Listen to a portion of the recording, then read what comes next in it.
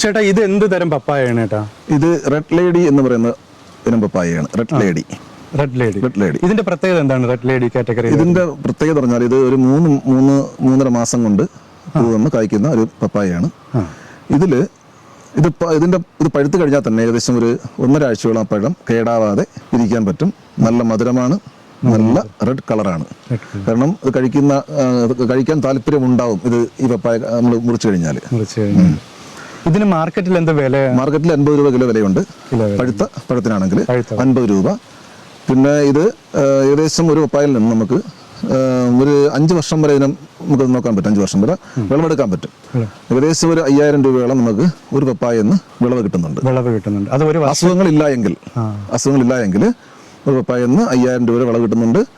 വലിയ പരിചരണം ആവശ്യമില്ല. അല്പം ഉയർന്ന സ്ഥലത്താണ് നടേണ്ടത്. എൻ്റെ വേരുകൾ ഒരുപാട് വെള്ളമായി കഴിഞ്ഞാൽ അഴുകിപ്പോകും. വെള്ളം കുറഞ്ഞാലും പ്രശ്നമാണ്. അതുകൊണ്ട് അല്പം ഹൈറ്റിൽ നട്ടാൽ അത്രയും നല്ല ഇമ്മ്യൂണിറ്റി പവർ ഉണ്ടാവും. ഒരു വർഷത്തിൽ നമുക്ക് എത്രത്തോളം ആദായം, എത്ര രൂപയുടെ ഒരു ഏകദേശ ആദായം കിട്ടും? ഏകദേശം ഒരു 1000 രൂപ. ഏകദേശം 1000 രൂപ നമുക്ക് കിട്ടുന്നുണ്ട്. കാരണം ഒരു കിലോയ്ക്ക് 50 ചാകുമ്പോഴത്തേക്ക് നമ്മൾ എങ്ങനെയാലും 100 കിലോ അല്ലെങ്കിൽ 50 കിലോ കിട്ടിയാൽ തന്നെ 1000 രൂപ ആവുന്നുണ്ട്. 50 കിലോയ്ക്ക് 1000 അല്ല, അതിന് പുറത്ത് പോകുന്നുണ്ട്. ഞാൻ പറഞ്ഞത് ഏകദേശം കണക്കാണ് ഞാൻ പറഞ്ഞത്. ഏകദേശം ഒരു പപ്പായെന്ന് 5 വർഷം കൊണ്ട് നമുക്കൊരു 5000 രൂപയ്ക്കകത്തുള്ള മുകളിലുള്ള ഒരു ആദായം വരുന്നുണ്ട്.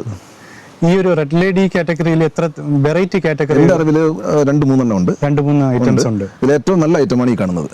ഓവൽ ഷേപ്പിലുള്ള പപ്പായാണ് ഏറ്റവും ടേസ്റ്റും ഡിമാൻഡും കൂടുതൽ ഈ ടൈപ്പുള്ള പപ്പായാണ്. ഏറ്റവും നല്ല വലിപ്പത്തിൽ വരുന്ന ഒരു പപ്പായക്ക് എത്ര കിലോയോളം വെയിറ്റ് ഉണ്ട്? 3.5 കിലോ വരെ വരുന്ന പപ്പായ ഞാൻ ഇവിടുന്ന് പറിച്ചിട്ടുണ്ട്. 3.5 കിലോയ്ക്ക് പുറത്തുള്ള പപ്പായ പറിച്ചിട്ടുണ്ട്. മിനിമം എങ്ങനെയായാലും ഒരു 2 കിലോയ്ക്ക് പുറത്ത് വരും മിനിമം ഒരു പപ്പായയുടെ സൈസ്. നമ്മളിപ്പോൾ ഒരു പപ്പായ മാത്രമായിട്ടൊരു കൃഷി ചെയ്യുവാണ്, ഒരു 100 അല്ലെങ്കിൽ ഒരു 500 പപ്പായോളം വയ്ക്കുവാണ്. എന്നാൽ അതിന്റെ ഒരു ചെലവ് ഒരു നല്ല ഒരു പപ്പായ തൈ ആണെങ്കിൽ, പപ്പായ തൈ മേടിക്കുകയാണെങ്കിൽ, നല്ല നഴ്സിന് മേടിക്കുകയാണെങ്കിൽ പപ്പായ തൈക്ക് 50 രൂപ വരെ വിലയുണ്ട്. 50 രൂപ. അത് റെഡ് ലേഡി കാറ്റഗറിയുള്ള പപ്പായക്ക് 50 രൂപ വരെ ഒരു തൈക്ക് വിലയുണ്ട്. അത് കഴിഞ്ഞിട്ട് നമുക്ക് ഇതിന്റെ നടിയിലുണ്ട്. പിന്നെ വളപ്രയോഗം, മരുന്നുകൾ. ഇതിൽ ഏറ്റവും വലിയ നമുക്ക് ഒരു ഡിസ്അഡ്വാൻറ്റേജ് എന്ന് പറയുന്നത് ഇതിനെ ബാധിക്കുന്ന അസുഖങ്ങളാണ്. ഇതിൽ എനിക്കിവിടെ ഏകദേശം 100ഓളം പപ്പായ ഉണ്ടായിരുന്നു. അതിൽ അസുഖം വന്ന ശേഷം പിന്നെ ഞാൻ മുറിച്ച് മാറ്റേണ്ടി വന്നു. അത് മുറിച്ച് മാറ്റിയിട്ട് കുറേ കാലം ഗ്യാപ്പ് ഇട്ടിട്ട് ശേഷം മാത്രമേ നമുക്ക് അടുത്ത് പ്ലാന്റ് ചെയ്യാൻ പറ്റുള്ളൂ.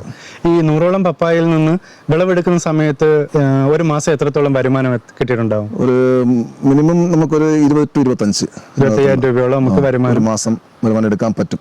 100 പപ്പായ എടുത്തിട്ടുണ്ട് നമ്മൾ. അതെ. ഇതിന്റെ വളങ്ങളും കാര്യങ്ങളും എങ്ങനെയാണ്? വളങ്ങൾ നമ്മൾ ചെയ്യുന്നത് ഒന്ന് ഈ ചാണകവും ശർക്കര, എല്ലുപൊടി, വേപ്പൻ പിണ്ണാക്ക്, ഇത് നമ്മൾ മിക്സ് ചെയ്ത ശേഷം ഒരാഴ്ച കഴിഞ്ഞിട്ട് അത് നേർപ്പിച്ച് മുട്ടിൽ ഒഴിച്ചു കൊടുക്കുകയാണ് ചെയ്യുന്നത്.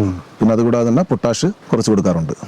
വളർച്ചയ്ക്ക് ആദ്യ സമയങ്ങളിലാണ് അത് പൊട്ടാഷ് ഉണ്ടെങ്കിൽ ഇത് പൂക്കുകയും കായ്ക്കുകയും ചെയ്യുള്ളൂ. കായ്ക്കും നല്ല കായും പിന്നെ പുഷ്ടിയോടെ വളരണമെങ്കിൽ പൊട്ടാഷിന്റെ ആവശ്യമുണ്ട്. അതുകൂടാതെ ഈ പറഞ്ഞ നമ്മൾ ഈ ജൈവവളങ്ങൾ അപ്ലൈ ചെയ്യാറുണ്ട്. കോഴിവെള്ളം, ചാണകം, ഇതെല്ലാം അപ്ലൈ ചെയ്യാറുണ്ട്. പപ്പായയിൽ ഏറ്റവും നല്ല ഇനം ഈ റെഡ് ലേഡിയാണ്. ഇത് എപ്പോഴും കാച്ചുകൊണ്ട് തന്നെ ഇരിക്കും. അതെ, ഇത് കാച്ചു തുടങ്ങിയാൽ ഒരു ട്രിപ്പ് കാ വന്ന ശേഷം അല്പം ഒരു ഗ്യാപ്പ് വരും. ഒരു 10-20 ദിവസത്തെ ഗ്യാപ്പ് വരും. പിന്നെ അടുത്ത ട്രിപ്പ് കാ വരുന്നു. അങ്ങനെയാണ്. എന്നാലും കണ്ടിന്യൂസ് നമുക്ക് കാ കിട്ടും. പിന്നെ ഇത് നമുക്ക് പറിക്കാനും എളുപ്പമാണ്. കാരണം ഒരുപാട് ഹൈറ്റ് പോകുന്നില്ല. നമുക്ക് മുട്ടിൽ നിന്ന് പറിക്കാൻ പറ്റും. പിന്നെ അതുകൂടാതെ ഇത് പറിക്കുമ്പോഴത്തേക്ക് തറയിൽ വീണ് ചതഞ്ഞ് പോയാൽ അത് ഡാമേജ് ആകും. അത് നമ്മൾ തറയിൽ വീഴാതെ കൊണ്ടുവന്ന് പേപ്പറിൽ പൊതിഞ്ഞ് കവർ ചെയ്ത ശേഷം ബാസ്ക്കറ്റിലിട്ട് വെച്ച് പഠിപ്പിച്ചാണ് കൊടുക്കുന്നത്. ഏകദേശം ഒരു എത്രത്തോളം അടി ഉയരമൊക്കെ ആകുമ്പോൾ കാഴ്ച തുടങ്ങുന്നത്? 2 അടി. 2 അടി ഉയരത്തിലേ കാഴ്ച തുടങ്ങും. 2 അടി വേണ്ട, 1.5 അടിയിലും കായ്ക്കുന്നുണ്ട്. പപ്പായ നടുമ്പോൾ ശ്രദ്ധിക്കേണ്ട കാര്യം, പപ്പായ നമ്മൾ സ്ട്രെയിറ്റ് ആയിട്ട് നടാറില്ല. പപ്പായ നടുമ്പോൾ നമ്മൾ നേരെ വെർട്ടിക്കലായിട്ട് നടാറുള്ളൂ. എന്തുകൊണ്ടാണ് അങ്ങനെ വെർട്ടിക്കലായിട്ട് നടുന്നത്? അതായത് ഇതിന്റെ ബേസിന് വണ്ണം വയ്ക്കുകയും ഒരുപാട് ഹൈറ്റ് കൂടുകയില്ല. അതായത് ഞാൻ കാണിച്ചു തരാം. അതായത് ഇത് പപ്പായയുടെ തൈ ആണെങ്കിൽ ഇങ്ങനെ നടാറില്ല, ഇതിനെ ഇങ്ങനെ നടാറുള്ളൂ. അപ്പൊ ഇതിന്റെ ബേസിന് വണ്ണം വയ്ക്കുകയും ഒരുപാട് ഹൈറ്റിൽ പോകാതിരിക്കുകയും ചെയ്യും. അങ്ങനെയുണ്ടല്ലേ. ആ ഒരു പപ്പായക്ക് മാത്രമുള്ള പ്രത്യേകതയാണ്. നടുമ്പോൾ ശ്രദ്ധിക്കേണ്ട ഒരു കാര്യം. അതെ.